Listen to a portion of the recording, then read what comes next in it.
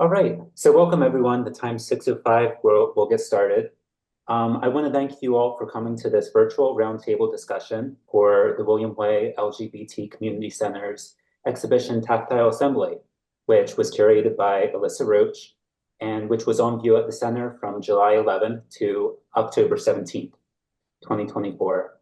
My name is Jake Foster. I'm the new exhibitions manager, and it's really such a pleasure to be welcoming you. This is my first event, kind of managing as the new exhibition manager.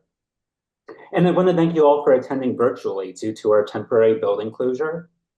Um, the William Way LGBT Community Center's physical building has been temporarily closed since Monday, October 21st, while we await the results of a recent environmental assessment conducted as part of our plans to renovate the center. While the center is closed, it's all the more important to stay connected with us virtually.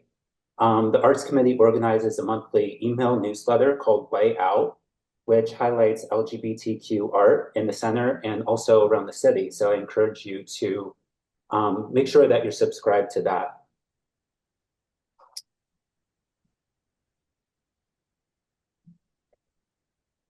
So Tactile Assembly was curated by Alissa Roach, and it features 9 local LGBTQ artists of color whose work contemplates queer surfaces and celebrates common threads among ceramics, painting, fiber art, and works on paper. I want to give a really special thanks to all these artists because they have been so incredibly flexible and generous with their work. They've adjusted to the original gallery venue pulling out in June. They've adjusted to showing at the William Way LGBT Community Center a month later. Then the exhibition was extended a month due to staff transition, rejoining the team. And now they're adjusting to this unanticipated building closure. These artists all have impressive art practices, and many are very deeply involved in Philly's LGBTQ community and the art community here in Philadelphia. So it's been such a privilege to have their artwork here in the space, to kind of live with it for this long, to have it spark conversation and really be part of this community space. So with that being said, I want to hand it over to Alissa, who curated this fabulous exhibition. Thanks, Jake. Yep. Hi, everyone. I'm zooming in right now from London. I'm getting my master's, at the Royal College of Art here. It's 11 p.m., so pardon me if I'm like not very eloquent. Um, but yeah, this show was really a labor of love for me. I really wanted to curate something that was invite based as opposed to doing an open call. As much as I love receiving all the open call submissions, I really wanted to sort of focus in on people that I was really inspired by in Philly.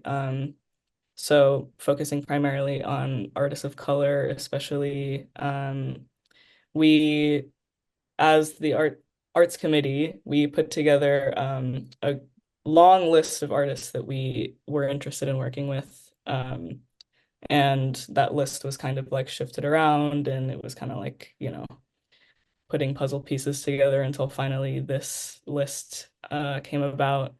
And we didn't even really know what the artists would submit. We just reached out saying, hey, we have this idea.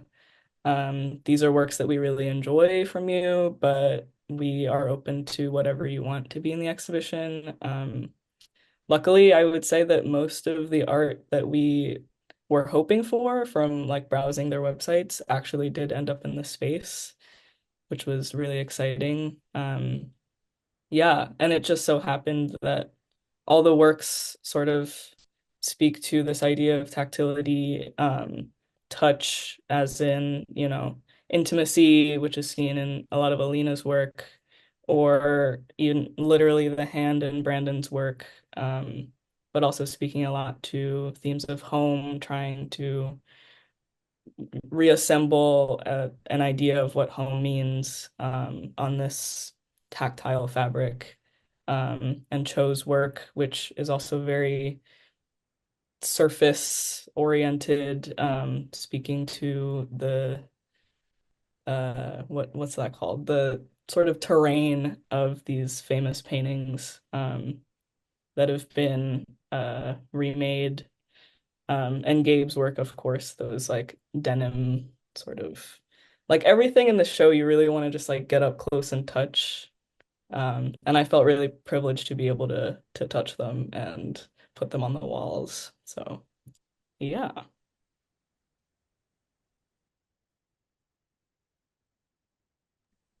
And I'll hand it over to John. No? Thanks, Alyssa. Yeah. Yeah, I can take it from here. And I also want to mention too, I want to name everyone in the exhibition. Oh, where'd my notes go? Here we are. So the featured artists in this exhibition, Alina Wang, Brandon Aquino Strauss, Chao Nguyen, Connie Yu, Gabriel Martinez, Gail Lloyd, Heather Raquel Phillips, Pixie, and Mark Liu. So we're joined by 5 of these artists today. Alina, Brandon, Chao, Gabriel, and moderated by Heather. Thank you so much, Heather, for thinking of these wonderful questions and really taking the time to do this for us. And I can hand it over to you if you're ready. Thank you, John. Great to see you, Alyssa. And it's a pleasure always working with you, John, and Alyssa. It's been a pleasure working with you a couple of times actually. Now in different curations. So anyway, I'm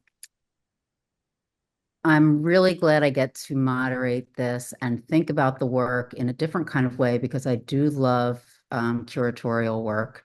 And part of that is I really like thinking about and seeing what I see in a space and how that relates to one another. So I'm just going to start by talking about some of the things that I saw in the work and those relationships. And I'm focusing purely solely on the artists that are in attendance to be on the panel. So that's just going to make it easier for me. But so I found strong themes of decolonization, diasporic solidarity, the queering of time, history, objects, and a sovereign reclamation that transgresses Eurocentric normalcy and demands exactly what it contains, and that's presence. This to me is sort of the underlying piece that is woven through each of these works. In the lobby of the community center, if you haven't seen it, the works speak to and through one another. Ceramic busts are patterned with denim protest signs. The soft, shadowy intimacy of photographs hang quietly alongside an intensely bright and garish banner, which dances with colorful pennants. The point is that you can move through and around the room and look at the individual works. You can have preferences, but this work is in solidarity in its nature. It's created by artists working through their intersections of identity as a way to speak to, share with, embrace, shout, advertise, and hide. What we get is a fleshed out survey of identity. Actually, it's never as flat as marginalized identities are often presented by media and the like. And Bell Hooks says in Teaching to Transgress that marginality nourishes one's capacity to resist. So I think that this is the success in the show that I find so appealing. So I've made specific questions to the artists, but I'm open to conversation, and I just want to clarify that if anybody else wants to kind of chime in, please feel free to do so, meaning the artists. So Chao, first of all, your work in the exhibition aims at highlighting a practice of art, recreation in Vietnam. This brought up the word hiding for me. Despite the highlight, the work clearly conceals the image while also allowing a glimpse into the marks underneath, creating a new work seemingly thrice removed from the original. Something that I find interesting in addition to this was the information you provided in your bio that gave specificity to how this work was queer.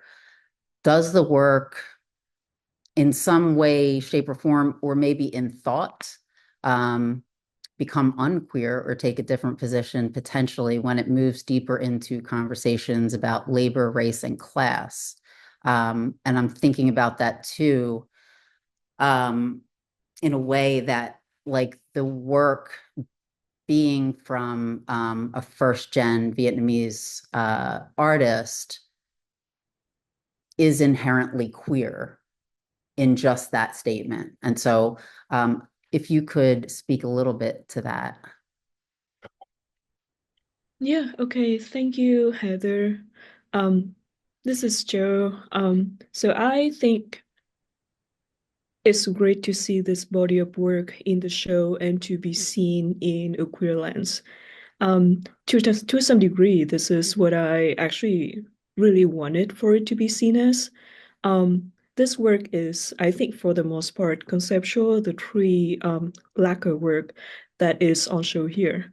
And, you know, I was actually thinking last night of how to frame like the work, not in the literal sense, but actually in the sense that how do I explain to the general audience what I am doing?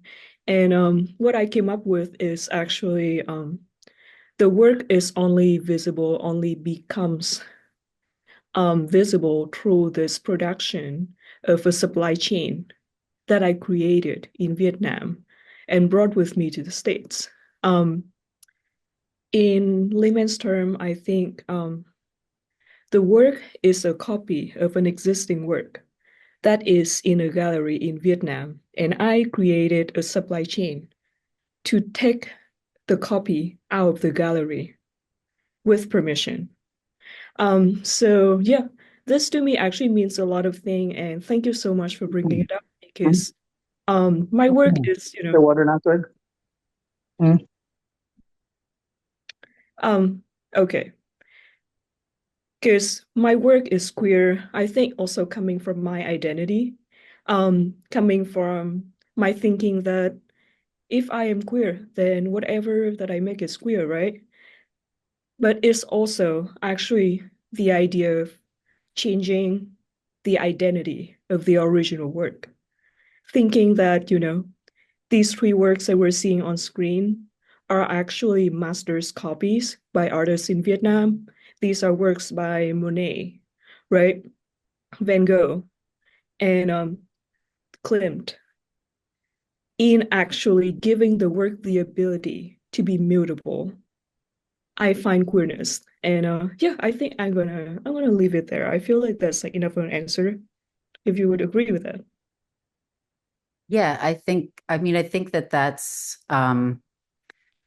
you bring up 2 points, and that the work is made by you, right? So it's being created through your queer identity in part, right? And through other parts of your identity as well.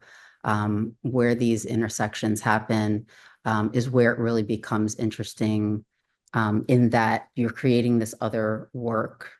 And those two spaces converging really create this like queer, like, you know, you really have to be like, they're large enough that you can stand away from them a bit, but they're also, you have to be close to the work, even sort of looking at it from either side in order to see the mark making. And so there's all of these different layers of that, and it is a layered work. So that's, I'm going to move around a little bit with that question because Brandon's work, is similar. There's a similar thread, although it's really sort of the other side, right? It's the complete other side of the coin in a sense. And I also consider the work that I have that is right outside of the front door or inside of the front door that is coming out of a conversation based on race and class in the United States, in a historical sense. And so thinking about those three works together and how they are dealing with racial identity, immigrant identity, othering, belonging, and what those things, how they rub against each other. Brandon's work flips over and inverses what you've done in a way and sort of like throws everything at the viewer, right? And so we have this very sort of, it's a large banner. It's really bright. It's really, it's loud, it's garish, it's a bit chaotic in a way. And so, Brandon, your work reflects your Filipino identity through the use of material culture ranging from family archives to souvenirs. So the result is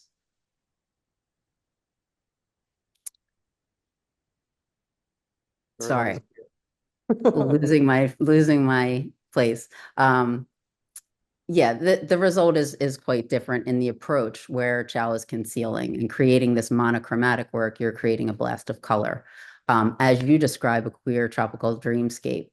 And then looking at it on the screen, like every time I see this work, I see something a little bit more in there. So I was seeing like the hand of God and Adam, or whatever it is, from the Sistine Chapel with Michelangelo with that hand reaching in. And I've seen this work a couple times. We actually were in a show together at the Woodmere Art Museum, where I first saw the work. So there's something that I find really with how like this image collects and comes together on this textile.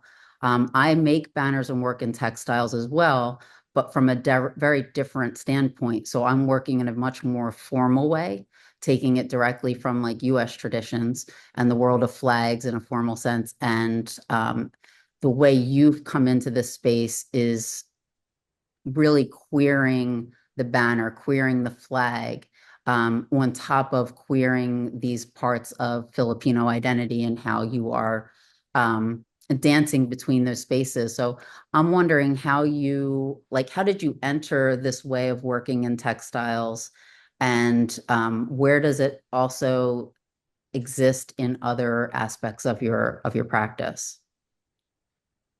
Yeah, I mean, I don't necessarily consider myself like a textiles artist. I feel like first and foremost they're print.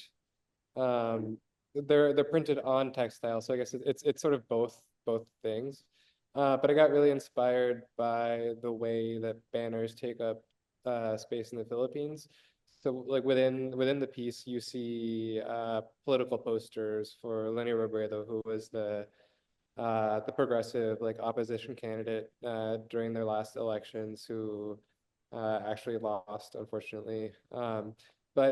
But banners are sort of like the go-to advertising structure in the Philippines, and they get reused in so many different ways as like upholstery for your tuk-tuk, or like, it could be and end up being like, waterproofing material, things like that.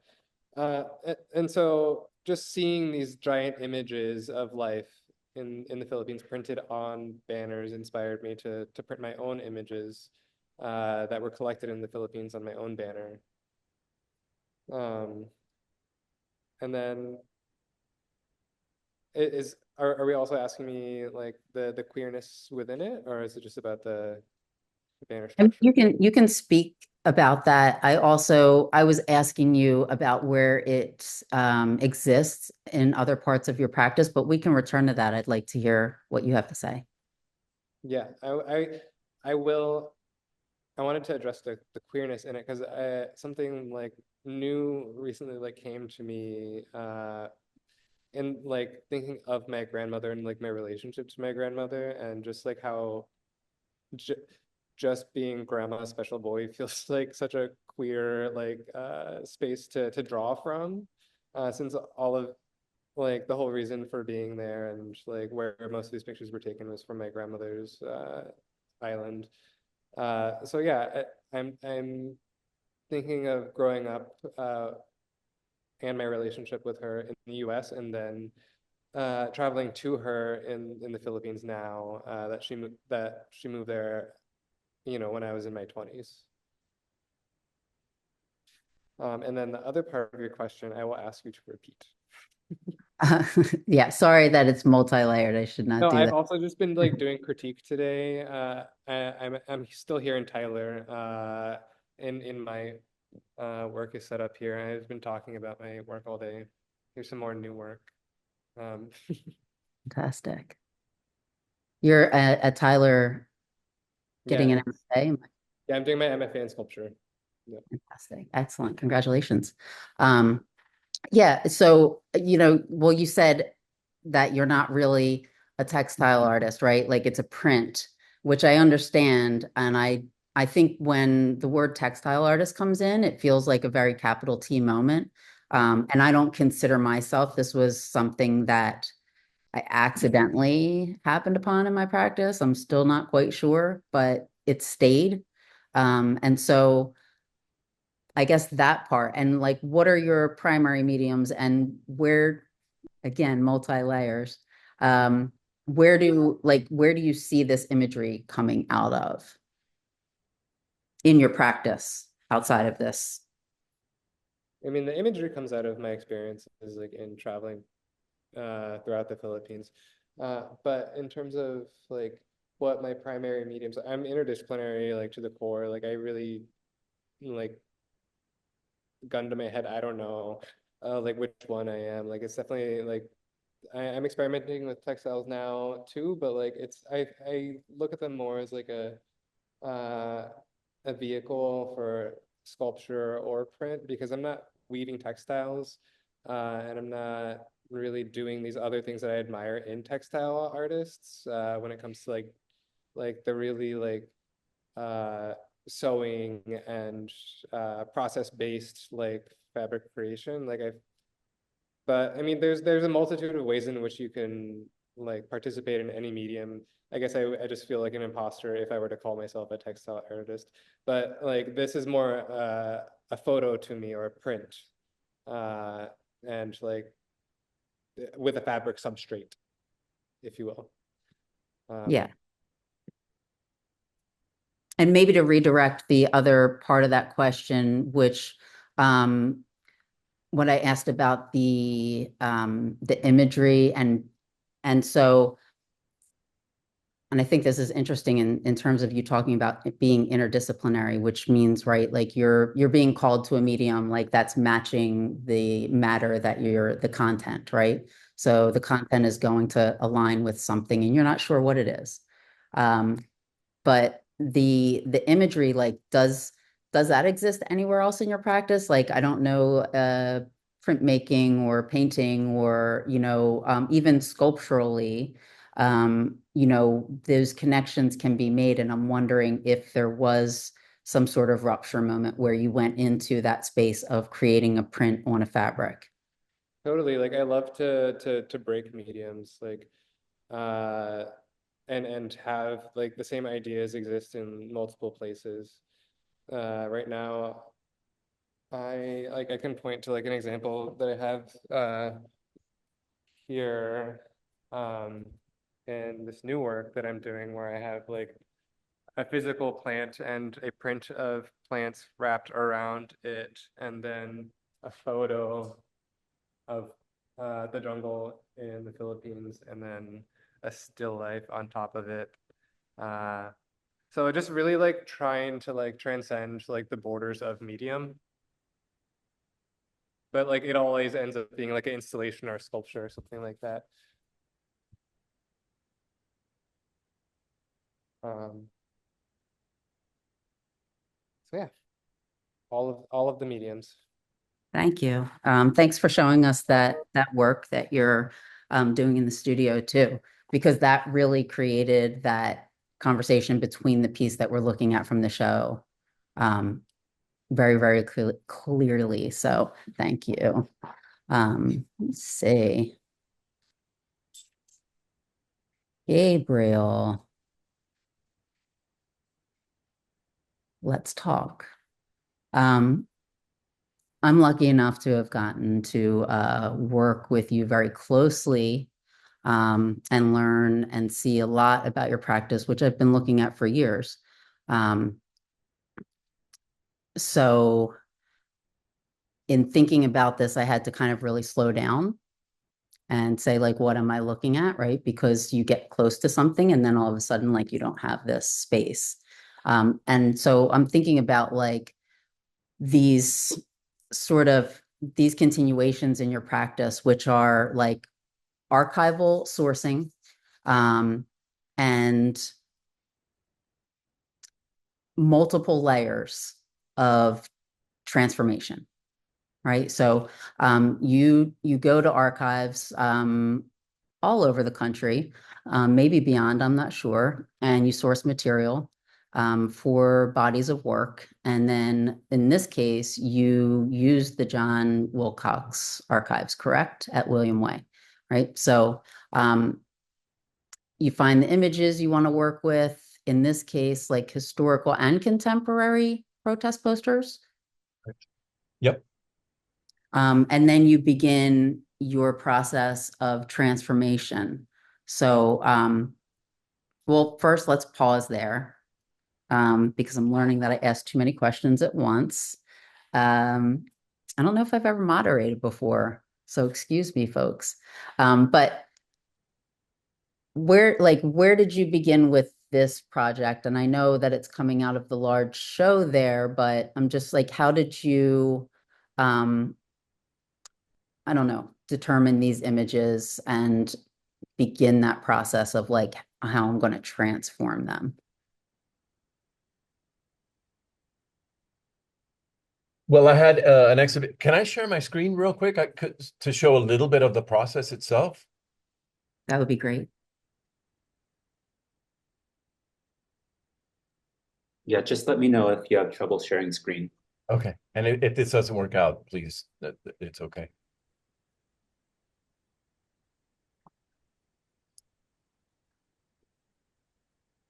It's not going to work out, and that's totally okay.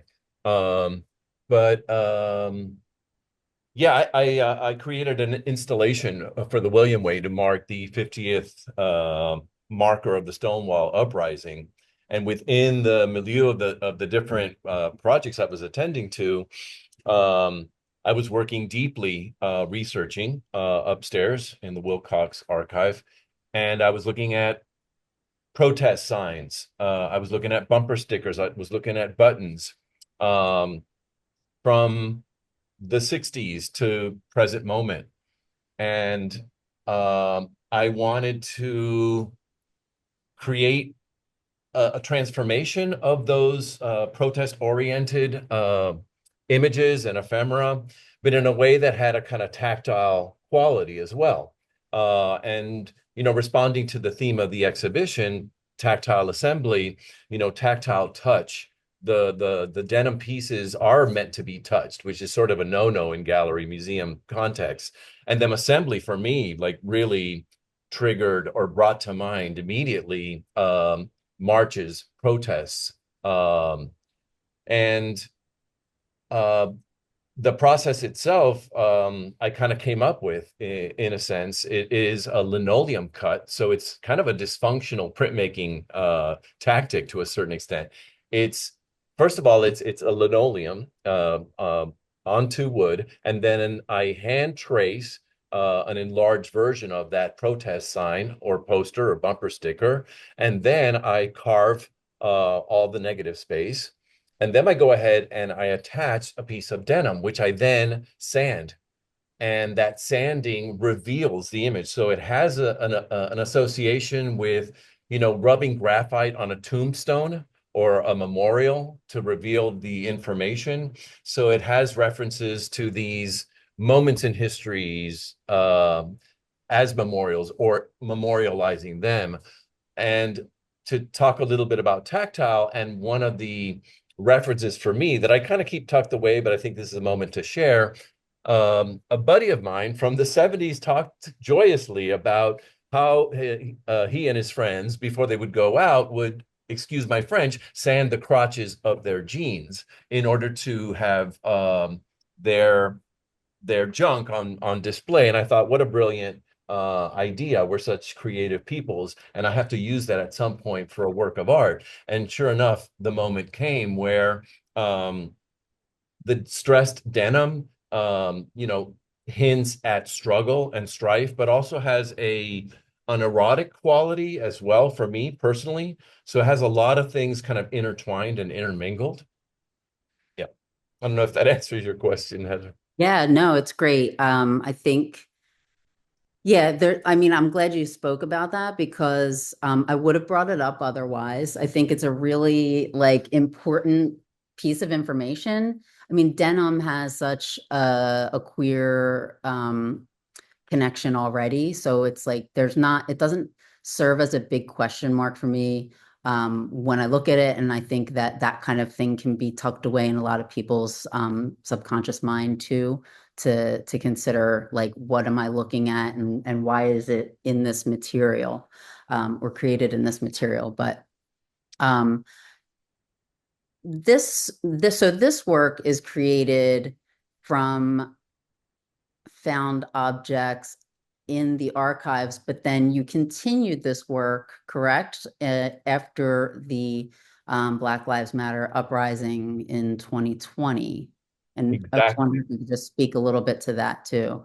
Exactly. I mean, that was such a intense moment, and I felt so strongly about queer communities' alliance with Black Lives Matter that I started to, while I was attending protests and marches myself, I would just ask people, "Hey, may I take a picture of the sign that you created?" So there were a lot of do-it-yourself signs that were just created right before the protest, say, for example. And I use those as references. So I really wanted to bring this body of work up to date and talk specifically about that moment, specifically during the summer of 2020. Which is interesting because there's an intersection of your show for the 50th anniversary of Stonewall uprising, and the Black Lives Matter uprising. And that is where the quote, the Sylvia Rivera quote that crawled around the bottom of the space came to the protest, right? Yeah. Actually, if you have a second, I think I'm able to share now.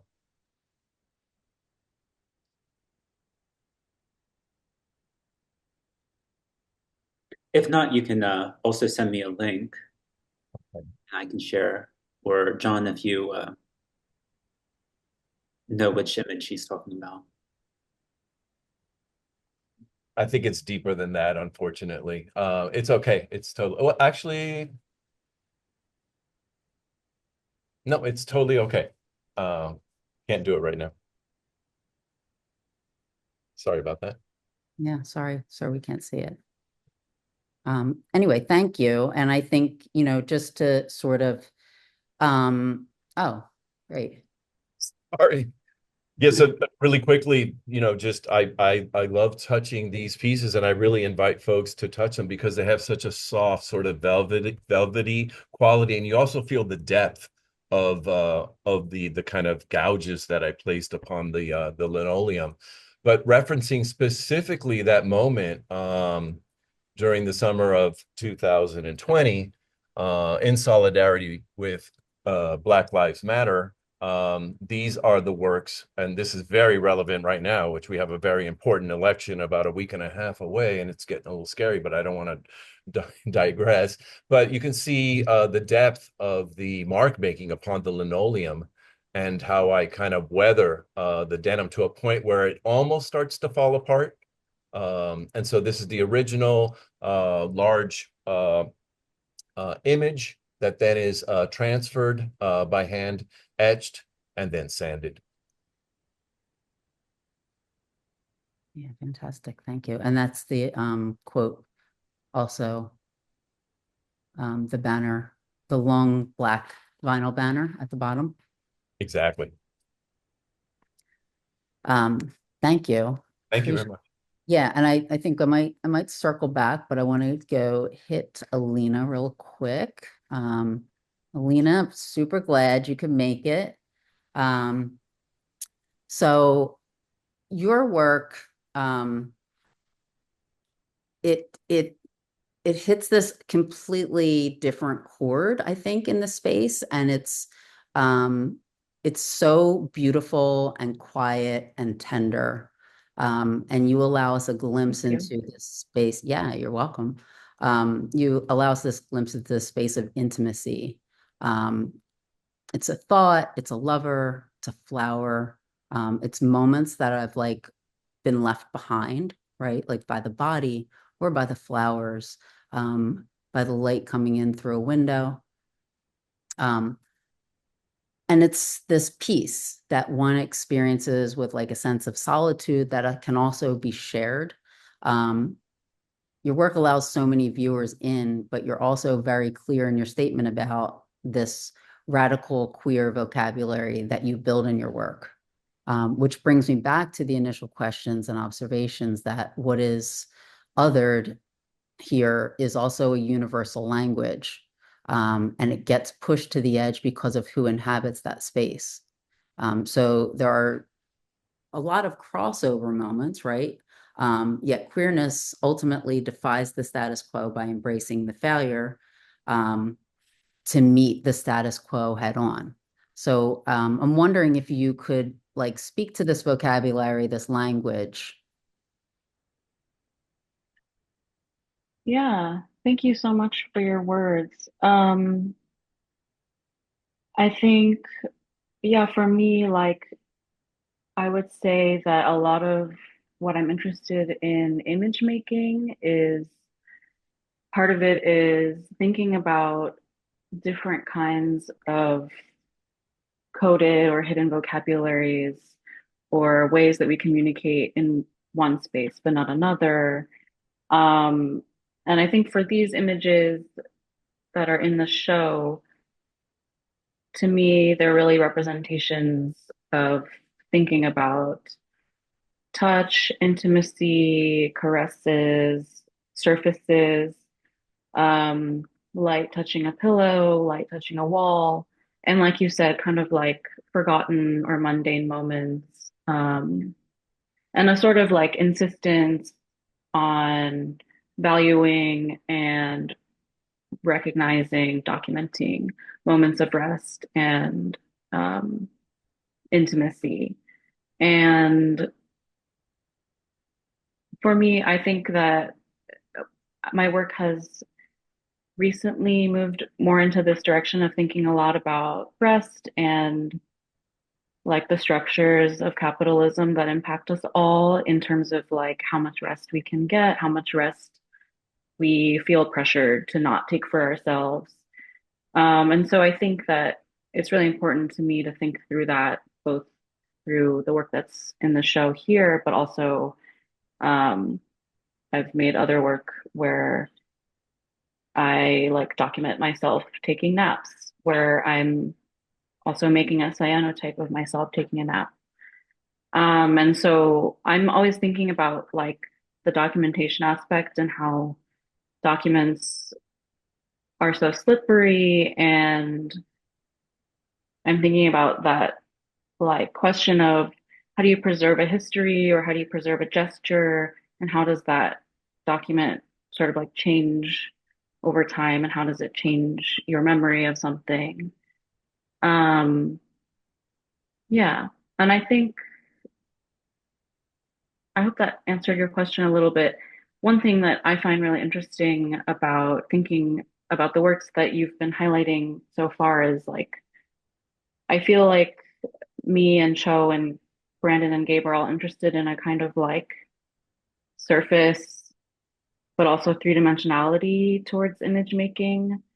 And I don't know if it's super like easy to see in this image, but that was one thing that I really enjoyed about the bouquet diptych work here, which is titled Afterlives, where I was like, I had been given a bouquet of flowers that my mom picked while we were on a walk. And I was thinking through how to preserve that gesture. And the image on the left is a scan of the bouquet, and then the image on the right is a photograph of an assemblage, where there's a cyanotype of the bouquet, and then there's like a print on mylar, so it's a little bit translucent, also of the bouquet. And then on top, there's detritus, like seed pods, and like little plant material that fell off of the bouquet as I was like working with it. And then I photographed it, and it's like has a very three-dimensional quality, the print. So I think it's interesting to think about just like how we're all thinking about surfaces, but also bringing images into a more three-dimensional experience. Yeah, thank you for sharing that, and really like sort of digging into the complexity of like what a photograph is and what it does to our memory, the objecthood of it, and how these sort of, I don't know, seemingly small gestures that just shift it slightly and create something that has three dimensions, or, you know, these sort of, you spoke of coding, like even these secret moments, right? These private moments between a viewer and your work. And I imagine you have to be really close to see those little things, right? So I think that's, and I want to go back to coding and coded languages and all of that is contained in this show too. But I wanted to talk a little bit about, I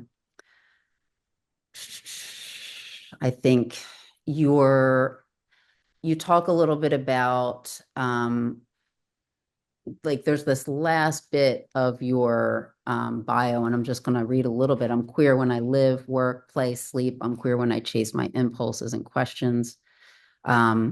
The work I present here pushes against the demands of capitalist and colonial power structures.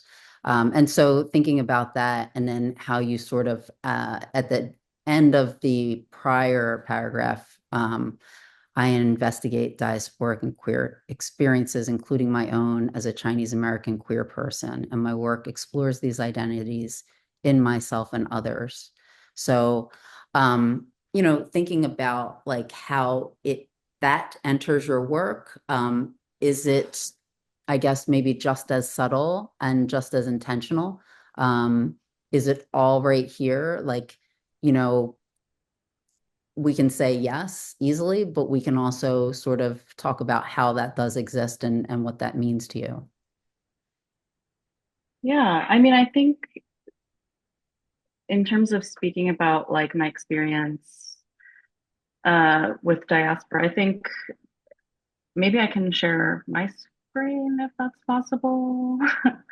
Because I think that some of my other work might be a little bit more applicable.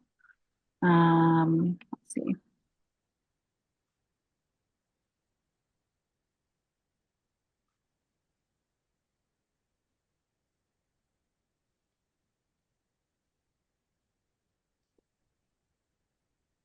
Do y'all see that?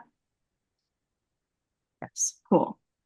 So this is like from a series of images called Ways of Speaking, where I was really thinking about all these different threads of diaspora and queerness and family and kind of like symbolism and like little moments that I think are easily read by some people and not easily read by others.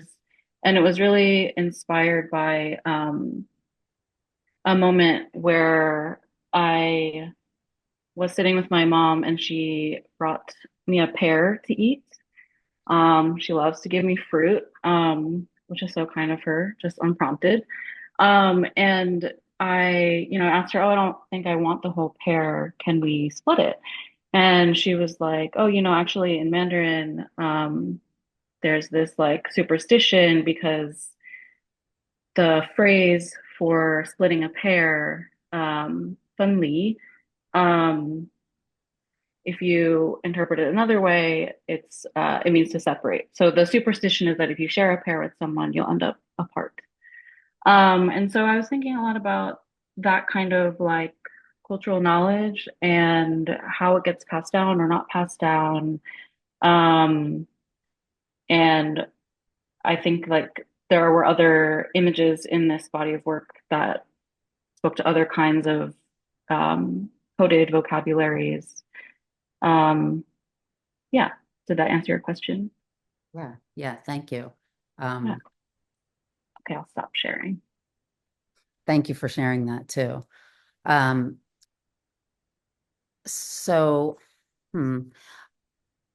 I did want to go back and talk a little bit about coding and how it sort of exists, how it shot through the room with Gabe, who I thought of initially with the denim coding, who has used hankies, glory holes, mirrors, mirror balls, like all of these sort of coded image-based, object-based things, clothing-based, that come in some form of a layer in one of the transformations that you make in the work, because you make many in each piece that you work with. So, and then I thought, like, what else is existing in the room? And so that has come up through several people who've spoken today. And we can't speak to who's not there, but also in mine, I am using the hanky code in the pennants as well. So these secret languages, and I'm throwing that out there, right? Coded secret languages, exchanges, the knowledge, right? The knowledge of existence and the nods that can exist within that space. And does anybody want to share about that and how that operates in their work?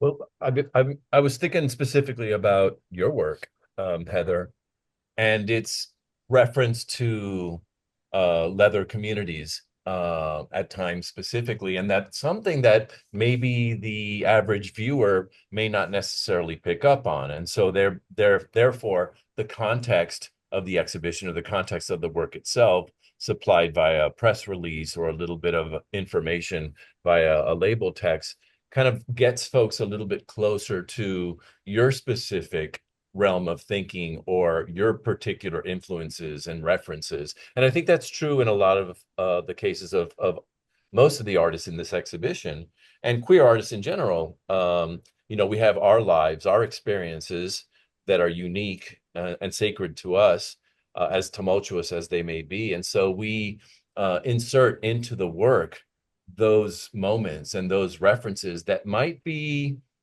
somewhat veiled for a general audience. And I think that's totally okay. Yeah, because it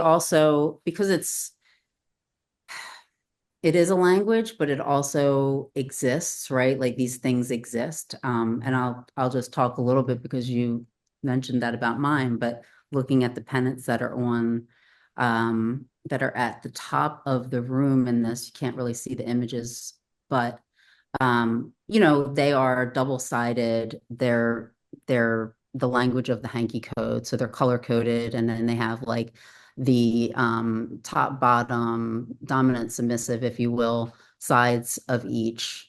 And they also have like a coded language in there of protest. So they can mean multiple things when you look at them, and also they can coincide with one another, which they do, right? Because right now it's the pits, we have a spigot of water, and we have a Crisco jug, right?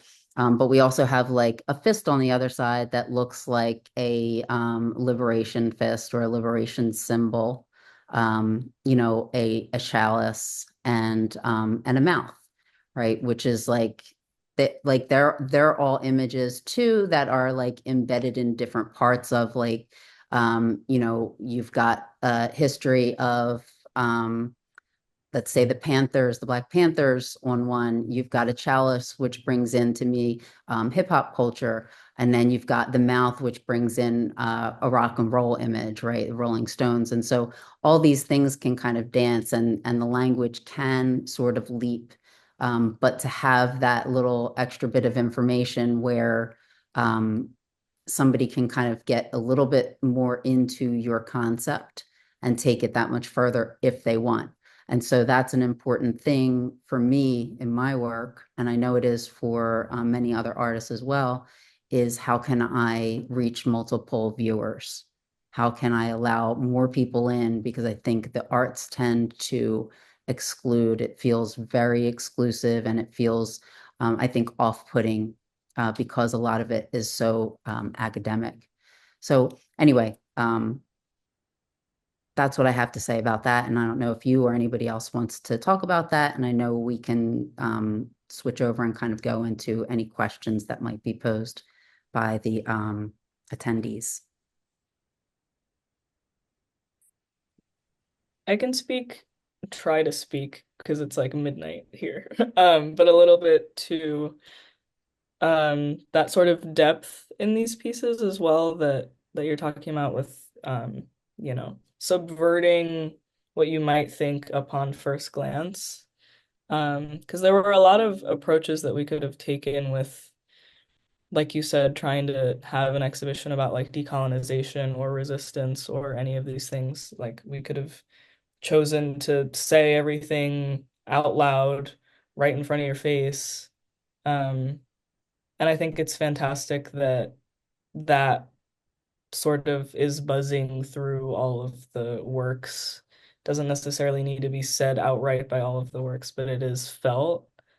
And like you said, that level of accessibility and like engagement, it's like you can kind of feel it on the foreground, but then you can also choose to go in deeper. Like you can choose to scan the QR code of Cho's work, or you can choose to like spend more time with Brandon's work. Yeah. Thank you. So I just want to, I think, comment briefly on Heather's work. And just like there's a lot of it that actually makes me think about language, like the kind of visual language that each of us uses in the show. And in here, like in this image, I'm also seeing this like language of celebration. It comes through, in the way that we choose the material, in the way that we choose the placement of the work and the size of the work. And it is in a language that is visible to the viewer, like whether they have been, MFA educated or not. That feels important to me, and it is something that I really want to address, in this way where a lot of what we do as queer artists is to exist, right? Like to survive. But we also celebrate. Celebration is important. So it's just like the way that we choose to have the work come out, like the size of them, like the positioning of them, and like this language to say that like it is a great thing to mark, like to make a mark on like our existence, and that art is the tool with which we do that. That feels important to me, and I just want to point it out because a lot of this feels like celebratory. It feels, like this is a lot of history that we're dealing with collectively and individually. And like even for my own work, sometimes I'm just thinking, because Vietnam has so much trauma, like so much national trauma from the Vietnam War, from the French colonial period, and from the Chinese domination period that lasted 1,000 years before the two wars. And yeah, so like in that sense, like what I am managing to bring out in the work is more like a statement that Vietnamese art can exist, but I have to extract it from all of this history that has been more negative. And so just like I also appreciate the other work that does that. within the show. I think there is a lot to look at in here. There's a lot to celebrate in here. Yeah. Thank you so much for adding that. It's a really important part of the work overall. Absolutely. Thank you all so much. I want to be a little conscious of time too. It's 7 o'clock. I want to maybe we could open it up to maybe a couple questions. What do you think? But I also want to say, thank you all for coming too. I see so many people in the chat that I know that have joined, and many people that I'd like to have met tonight if this was in person. But I want you to stay tuned because we have our annual juried exhibition coming up, and we have the privilege of having Gabriel Martinez jurying it for us. And if you've ever been to the annual juried exhibition, it's just a great time to really connect with community. So I'm looking forward to doing that again this year. But yeah, does anyone have any questions before we adjourn from the There's not a question, but it is an invitation. This weekend, Saturday and Sunday from noon to 6 p.m. we have open studios at Tyler, and I would love to invite you all to come see the work that I'm currently creating and all the work of my cohort. So come check it out. We're gonna be here all day, so come hang out with us.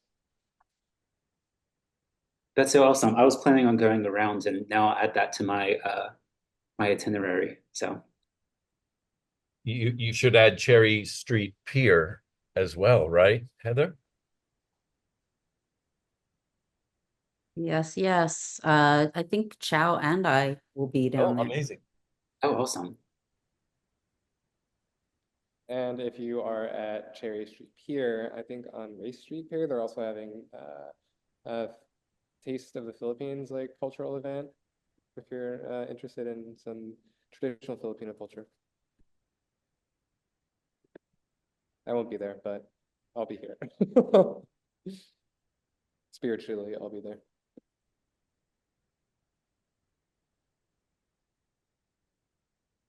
Awesome. So no questions?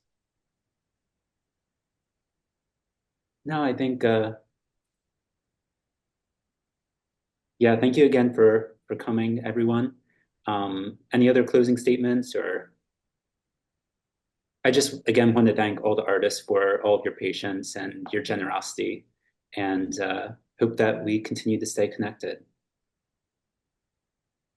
All right. Thank you so much. Thank you. Thank you. Thank you. Thank you. Have a great night, everyone. Thank you. Bye, guys.